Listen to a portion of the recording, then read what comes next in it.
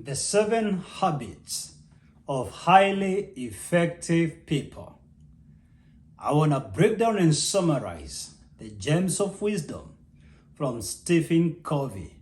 These 7 habits have been tested and proven in every area of life and industry.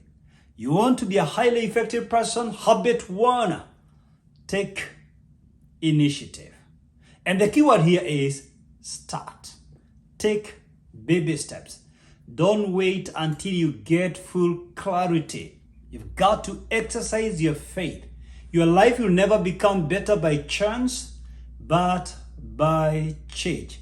Don't expect anyone to fix your life. Don't expect anyone to help you. Don't wait for anyone to cheer you up and to tell you that you can make it. Don't wait for external motivation. Take initiative. Look, things don't have to be clear for you to get going. 20 years from now, you will not regret what you tried and failed. You will regret what you never started. This life is not for smarters, but starters. Take initiative. The dots will connect somewhere along the way. But nothing works and nothing moves until you move. Habit 2 of highly effective people. Envision the life you want. And the keyword here is goals. Have clear goals for your life and a consuming, a burning desire to reach your goals. You can't hit a target that you do not have in the first place. Your life has to have a clear direction. Set your life goals, and then every year set your annual goals. Every month, your monthly goals. Every day, every week. Here's the deal. Plan each day the night before. Plan each week the weekend before. And plan each year the deck before.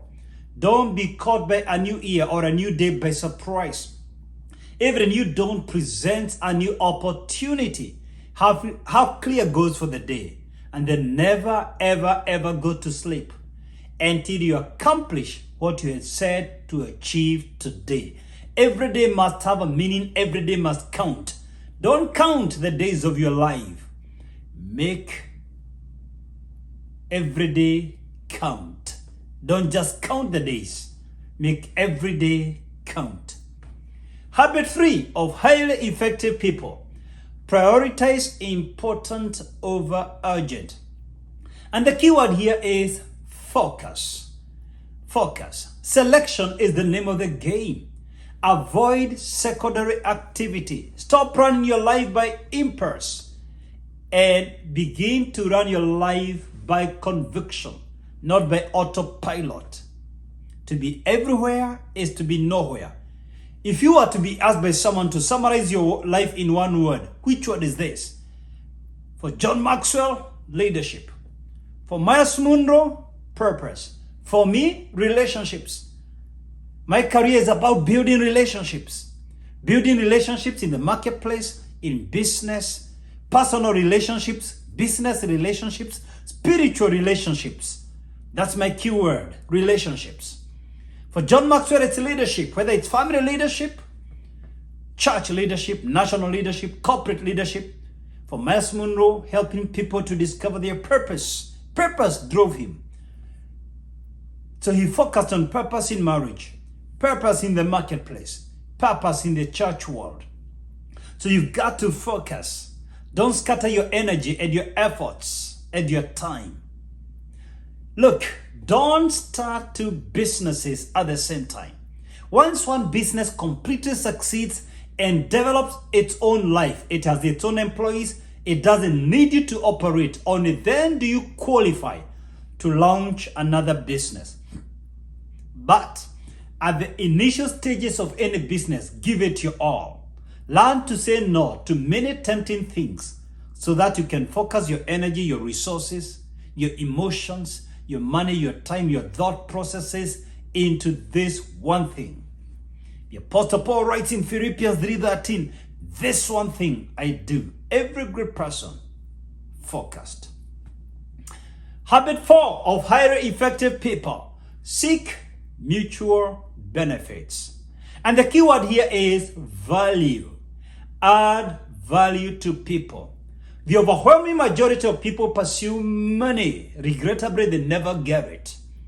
You must never pursue money, never chase money. Seek to add value, tangible, quantifiable value in the lives of others, whether they are colleague employees or whether they are your employees or business partners. You will not go so far if you try to use people, to misuse people, to abuse people. You will go far if you try to add tangible value in the lives of others. It doesn't matter the discipline. In the political world, we recognize Nelson Mandela for adding value to South Africans. In civil rights, we recognize Mahatma Gandhi and Martin Luther King Jr. for adding value to the cause of justice. In the world of business, we recognize Bill Gates for tangible value. To date, I still use Microsoft. We recognize Mark Zuckerberg for Facebook because it helped us to connect. If you solve real existential problems, not superficial, not imaginary, not tangential problems, real problems in the human society, money will follow you. Money is a byproduct of solving people's real problems, adding value to people. Let everyone in your circles grow as you grow. Let them share in the cake. Let them have shares in your enterprise. Habit number 5 of highly effective people: listen and understand the other first. And the key word here is relationships. Learn to listen. Don't listen to reply. Listen to understand. Seek to understand before being understood. Average people seek to be understood. Highly effective people seek to understand. They want to hear the other person's perspective, worldview, frame of reference. A lot of businesses closed down simply because the proprietor could not listen to the employees. Keep your ear on the ground. Many politicians fail in their political career simply because their ear is not on the ground. Keep your ear on the ground. Listen. When you listen, you send a message to your colleagues, to your employees, to your partners. I care. Your opinion matters. You'll be surprised with how much you're going to learn from others. Habit 6 of highly effective people: collaborate to create possibilities. And the key word here is partnerships. Build strategic partnerships. One is too small a number for greatness. You've heard it said many times, your network is your net worth. And to a great extent, I agree with that saying. Because you are never meant to solve all your problems all by yourself. Life becomes so complicated when you are isolated. Isolation limits creativity. Isolation limits imagination. Isolation magnifies the problem. When we are together, it increases our faith. There is such a thing as a group faith. When we are together, we encourage each other. We inspire each other. We motivate each other. There is no challenge that is too big for all of us. And none of us is as smart as all of us. Whatever undertaking you're doing right now, seek to build strategic partnerships. Partnerships don't exist naturally. You've got to open up the space. You've got to be intentional and deliberate in building partnerships. You will struggle so hard to do stuff all by yourself. Seek to work with others. Yes, you can succeed all alone, but you reach here.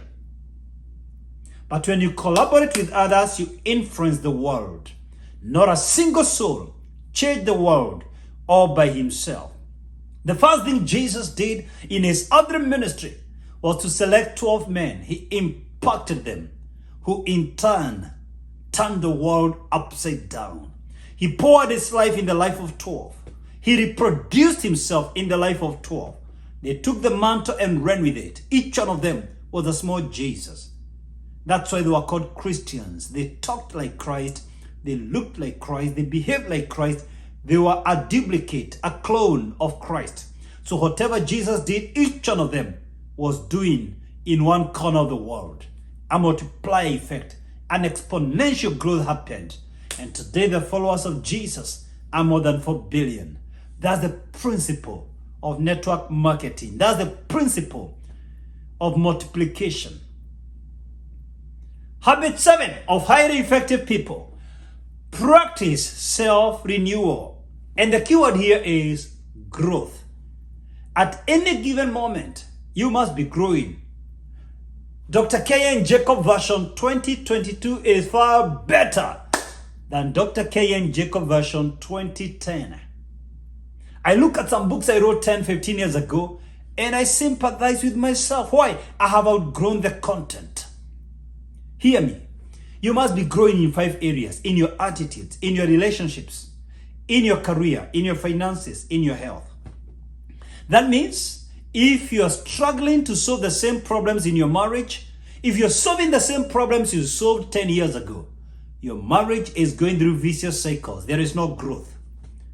If you're employed, you've been bypassing promotion, you're in the same position 3 years later, same salary, you've stagnated. You're mark timing.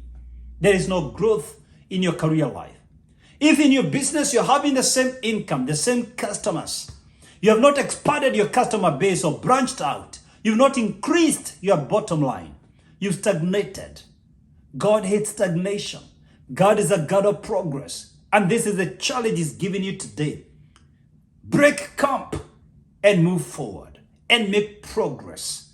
Stop going round through vicious cycles. And I believe this book will help you to break vicious cycles. Whether you're employed or in business, you don't need a job. We were created to work. We were created to be deployed, not employed. This is a very loaded book. It's available in Amazon. And I have a book I wrote to help you in your life journey. I call it My Life Journey. 10 powerful chapters to help you discover your God-given purpose and pursue your God-given purpose with precision. I actually do a program every August on helping people connect and pursue their God-given purpose every single year. Check out that program because it's transformational. Hey, if this video helped you, give me a comment. Please let me know what you learned. But more importantly, share this video with someone else. You never know whose life will change just because you shared this video. And if you want me to continue giving you quality content, if you want me to stay in the airwaves, please subscribe to my YouTube channel. That is the best way you can support me to continue giving you content. Please subscribe and hit the bell to get notified when I upload new videos. I upload new videos every week. You don't want to miss out on my latest videos. Thank you very much. I wish you the very best in your attitudes, in your relationships, in your career or business, in your finances, and in your health. These are the areas in which I coach executives. Thank you so much, and God bless you. Shalom.